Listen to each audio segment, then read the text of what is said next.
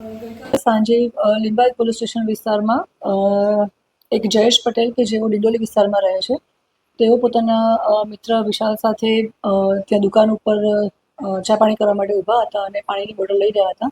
એ અરસામાં જે આરોપી છે વિશાલ ગોરખ, ઓમ ગિરાસે, વેદાંત નિકમ, ગૌરવ જાદવ, યશ ઉર્ફે ઈશુ અને રાહુલ ખેરનાર કે જેઓ ત્યાંથી પસાર થઈ રહ્યા હતા અને આ જયેશ પટેલ છે એ અગાઉ મર્ડરના ગુનામાં આરોપી રહી ચૂક્યા છે. અત્યારે જામીન ઉપર છૂટેલા હતા અને તેને જોતા જે આ વિશાલ ગોરખ અને એના સાથીદાર મિત્રો છે એ લોકોએ અંદર સંવાદ કર્યો કે આ એ જ જયેશ છે કે જેણે આપણા મિત્રનું મર્ડર કરેલું હતું અને મારા મધરને પણ મારેલા હતા. એ વખતે ત્યાં ઊભા રહી અને બોલાચાલી થતાં આ ઉગ્ર બોલાચાલી થઈ અને જ્યારે ઉગ્ર બોલાચાલીમાં વિશાલ ગોરખ જે છે એણે પોતાની પાસે રહેલું ચપ્પુ આજે મરણ જનાર જયેશ પટેલને મારી દેતા છાતીના ભાગે ઈજા થઈ હતી.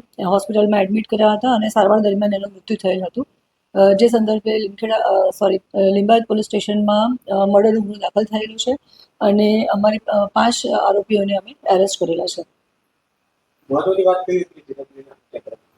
અગાઉ જે મરણ જનાર છે જયેશ પટેલ, એણે જે મર્ડર કરેલું હતું, આરોપી જે છે અત્યારે વિશાલ ગોરખ એના મિત્રનું મર્ડર કરેલું હતું અને વિશાલ ગોરખના માતાને પણ જે તે સમયે એણે મારામારી કરેલ હતી. એ વાતની અદાવત રાખી અને વિશાલ ગોરખ વાગે ચપ્પુથી મરણ જનાર ઉપર હુમલો કર્યો હતો અને સારવાર દરમિયાન એનું મૃત્યુ થયું હતું.